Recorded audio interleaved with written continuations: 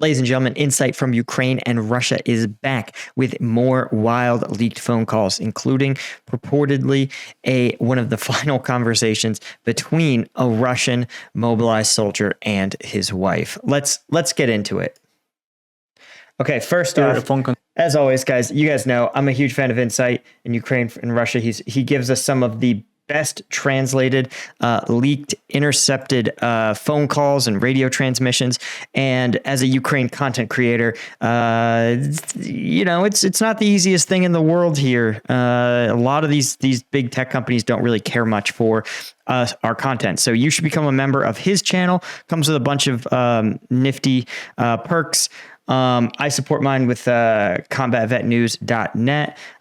Link to that is in the description. Conversation between a Russian soldier and his wife, who later was thrown into attack as a part of flamethrower platoon. The chances are is that it was his last call home. It's a fresh interception, so let's listen to it. Там выслали к нам взвод. На подкрепление? Ну да, мы пойдем с ними вместе туда. Сейчас сказали, 10 человек там привезут. Ну, 11, 10 человек. 500 их, один офицер. So right there, this is a bad sign. Militaries throughout history have often used deserters or convicts for some of their highest risk missions. So when he says that they're going to go on an attack, it's probably a tactic that we've heard about reported in other sources, in which low value conscripts, probably part of what Russia is calling its assault companies. And this is a concept in which you have a core of low training, low skill light infantry soldiers who engage in frontal assaults, and then higher skill, more specialized soldiers will use the essentially the information gathered by this recon by fire to target Ukrainian positions with mortars and artillery, and sometimes vehicles like BMPs. And so the assault company relies on a constant churn of these sort of soldiers. So I suspect that is what this platoon is. Вот вместе будет 22 человека взвод. Нет. Да тут нет. I've never seen a flamethrower used in this conflict, not in any of the videos I've looked at. So I think this may be a mistranslation of like assault platoon, or like a storm platoon. Не спрашивают, хочу или... Переведите другую бригаду. Переведите другую бригаду. Никто не будет переводить. Короче, сказали, что вот вам действовать в составе одного огнеметного взвода. Так оттуда каждый день уносят и уносят. Right. So this would be the tactic, right? These soldiers are used as cannon fodder, literally, to get Ukrainians to expose themselves and their positions. And then the other more specialty troops of the assault company use indirect fire, artillery, drones, etc. to target those positions. Будем наш взвод, пока непонятно. Может, 2 месяца, может, 2 часа. Домой билеты не всем раздают. Кому как карта ляжет. Тебе хорошо она ляжет. Ну, она пока вот там, куда пойдем, пока еще никому хорошо. Jesus, this is dark. This is so dark and sad, honestly. Да хреново. Они не повезут. Мы до деревни хотели добраться. Там говорят, типа в каждой деревне прокурорчик есть. This is also pretty interesting. They say, oh, we're planning to reach the village. They say in every village there's a prosecutor. This may be maybe referring to a sort of military justice system within the Russian military, in which soldiers can petition if they feel that they have been mistreated, as this individual certainly is, being assigned to a unit with a 100% casualty rate. But I think the larger issue is that ultimately military disciplined bodies do not serve the interests of the soldier. They serve the interests of the command. That's true of almost every military inspector general. They serve the interests of command. And ultimately, as we've seen, the military is very willing and capable, even the U.S. military, very willing and capable of sweeping problems or violations under the rug if it benefits the command. Типа, отделение прокуратуры. Мы-то лишь думали, доберемся, как бы, и там уже будем решать. Right, and their issues weren't, solved at all. Голову нельзя было даже уснуть. Куда вы залезли? Вот доходили, сидели бы. This is interesting. This is an interesting side. She says, for F's sake, you should have stayed in that forest instead of wandering around. It sounds like he alluded to the augment platoon they're getting as being 10 deserters. He may have also been a deserter. He may have deserted and hid in a forest. And that now, as punishment for deserting, he's assigned to a 100% casualty unit. Самое знакомое одна. Я ж по-другому не умею. Ну уже что, невозможно это все терпеть. И каждый день, я говорю, вот я утром скажу, что тебя на передок отправляют. Хотя ты уже на передке, тебе, в принципе, уже больше-то как бы некуда. Тут такая новость, и думаешь, ребята, мне только хоть докинуть вообще свои полгода. И я говорю...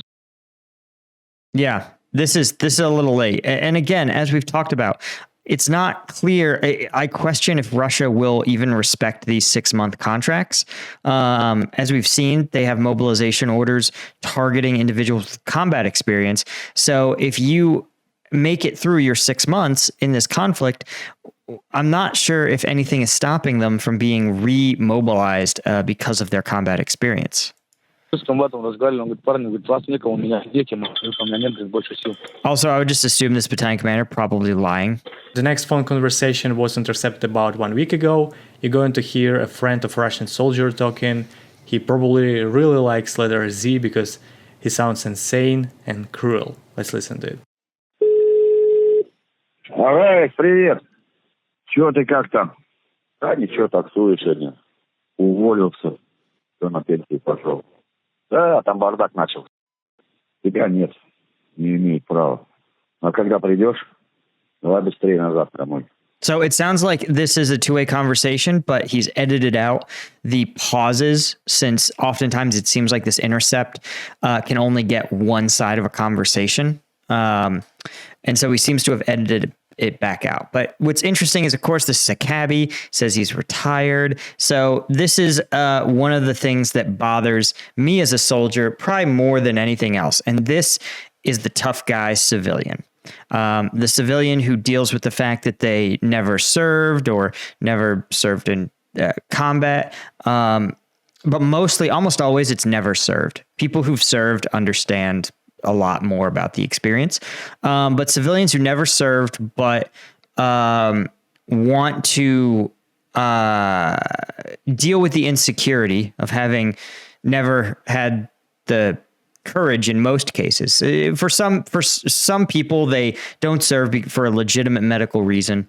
But for most people, they turn 18 to 22 and they think about serving, they're healthy, and they just don't. They think they have better things to do with the 2 or 3 years of their lives. And then one day they're in their 50s and they realize that that door is closed forever, that they'll never have that experience. And to deal with that insecurity, they become tough guys. They become either super pro-military, super like jingoistic and nationalistic, or just become like the civilian wannabe gun guy. You know who I'm talking about. In the U.S., there's a certain subset of people who are just like civilian mega gun guys. Что на передовую-то были уже?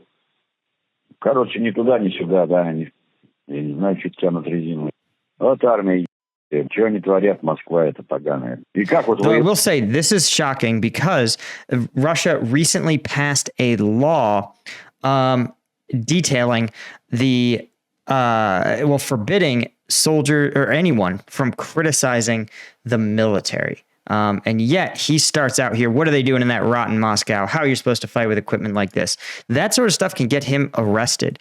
And even though he's probably correct. And one of the things in this conflict that is really tough is understanding what is and isn't true. The biggest story, of course, is the casualty numbers from the leaked Pentagon documents. And to help tease out if information is true or false, I use ground.news. The link to Ground News is in the description, ground.news/combat veteran, I think. And this is a great service founded actually by a NASA engineer to help us tease out the bias in story reporting. So here's two examples that I used recently. One is the leaked documents appear, according to this headline, to show U.S. doubts about Ukraine's counteroffensive, report. But when we look at who's reporting this story, you can see it's a Russian-affiliated TASS, which they tag as leaning right and having mixed factuality, which is, and is funded by the government of Russia, right? So really something you should take with a grain of salt. You can see of the 4 or 5 other sources covering it, a second one is RT, another Russian government-affiliated right-wing platform. The other platforms covering it, not a one of them has a high commitment to factuality. And so I know that I should probably not treat this story as part of like my assessments of the situation. In contrast, right, you can see it says Ukraine alters counteroffensive plans after document leak. And this story, right, very similar in many ways, but I have way more trust in it. Why? Because one, it's reported by a wider variety of sources. They are much more inclined to be center-oriented. You can see that a variety of news sources with a variety of different ownerships and a high commitment to factuality, as well as some mixed factuality outlets, all are reporting the same thing. So that makes me say, okay, there's probably a lot more truth to this story than its sort of, more hyperbolic cousin. So anyway, if you want to check it out, they're the sponsor of today's video. Their link is in the description. You can sign up and support the team there. I think you can sign up for free. They have an app. They have a browser extension.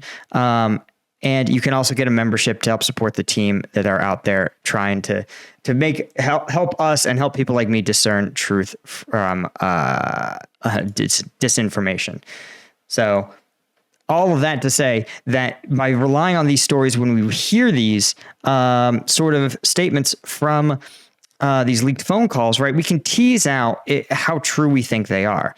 For example, this previous phone call, right, where they talk about these high casualty rates, that actually jives because it seems like in these leaked documents, the U.S. assesses that Russia has taken around 3 times the casualties of Ukraine, or 2 to 3 times the casualties that Ukraine has suffered. So it would make sense then that Russia would be relying on more human wave high casualty tactics. С таким вооружением, уроды поганые, офицеры, это Москва, это депутаты. We also know that this isn't in a vacuum. This sort of Moscow is corrupt attitude is very commonly echoed by Prigozhin, the head of the Wagner Group, right? And he has actually publicly very much said that he thinks it's preposterous to introduce this basically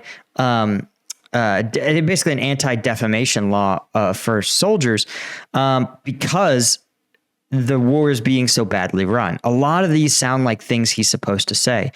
Criticizing the Moscow bureaucracy, criticizing the high-level officers of the Russian Ministry of Defense. This is all very Prigozhin. And Prigozhin is aligned heavily. His base is Russian ultranationalists, just like Putin's. Very interesting. So I bet this guy is a Prigozhin advocate. You could see how much he loves citing his cousin. My cousin, and this is the guy in the U.S. who's like, my cousin was a Navy SEAL. He joined and did a SEAL platoon. And it's super cringe to just be like, wow, your cousin sounds like a cool guy. Reconnaissance in force, right? Interesting. This is actually, it sounds like a doctrinal term. We call it recon by fire, but I think even in the U.S. military, if you said reconnaissance in force, they would understand that you meant a reconnaissance element that instead of relying on small like teams, like listening post observation posts, you're going to recon by taking a full like combat patrol in to an area. Артиллерия поддержит, подмогу подойдет. 20 человек или вывалились оттуда, где-то в Александровке какая-то там. Yes, the same story. See, again, the assault brigades. They're told they have artillery support, backup troops like the mortars and BMPs, not realizing that this is part of the assault company concept, and that the stormtrooper contingent, the stormtrooper platoons, are the ones who literally do the reconnaissance. They go out as light infantry, they draw enemy fire through a frontal assault. Then the artillery and backup troops target the Ukrainian positions, but they don't support the assault platoons in the way that we in NATO think of support, where like the platoon makes contact, they radio back, they say fire mission, this grid location, troops in the open, danger close, pop it, right? Like that's not this concept. А они офицерье за линией там вообще далеке командуют. Позванивай, что кого, я же тоже переживаю. И Аленка переживает за тебя. Держись там. Ну, ребята тут порассказывали, дурдом там. Да. Такой политик войну выиграет. Yeah, he's out criticizing politicians. This guy seems like someone who is a fan of either the ultranationalist mill bloggers and or Prigozhin and Wagner. Такие снаряды по телевизору смотришь. He says, he's like, on TV, they show some powerful equipment, right? But somehow he's getting other information, and it may be from his friends and family in the service, but it may be others. I suspect that it's also through sources like Telegram. Что ты? Там, да? Где наши хваленые-то бомбы 500 и 1500 по поселку, и все несли. Кому надо местным, те давно уже ушли оттуда. Надо раскачивать все там, а потом уже ребят пускать. Interesting. He's describing, of course, what they sometimes call the Syrianization of the war. And this is the idea of what they also call scorched earth. The idea that prior to taking territory, Russia uses their artillery and aircraft to destroy everything, every standing building, meaning that there's no cover, there's no concealment, and so the area can be easily entered, to be easily taken over, because there's literally nowhere for Ukrainians to defend from. Ясно. Guys, please help me boost this video on YouTube by leaving a like and sharing your thoughts down below this video, because it seems my forced 1 week rest made YouTube forget about my videos. Hopefully it's going to help. Yeah, okay, I guess he got his channel suspended somehow. Again, you're never more than one bad day away from getting the ban hammer from YouTube for covering Ukraine content. And you see, especially we don't put out salacious stuff. This guy just literally does intercepted phone calls, and yet he's out there getting the ban hammer. That's pretty messed up, and I feel for the guy. So, if you can support him, you should. Of course, if you want to support me, you can always check out Ground News, the sponsor of today's video, and also check out combatvetnews.net. Link to all that's in the description. I'll see you guys in the next one.